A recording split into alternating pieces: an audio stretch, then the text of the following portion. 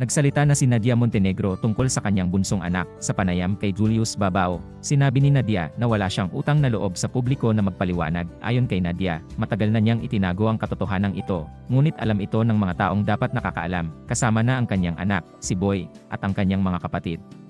Dagdag pa niya, hindi niya pinagsisihan ang mga nangyari. Ang kanyang anak ay isa sa pinakamalaking biyayang natanggap niya. Nang tanungin kung may interes ba ang kanyang anak na makipag-ugnayan sa kanyang tunay na ama, sinabi ni Nadia na hindi ito interesado. Isang beses pa lamang sila nagkita, biglang in-announce na agad. So, asan dun ang intensyon mo? Magkaroon ng relationship o gusto mo lang ang views?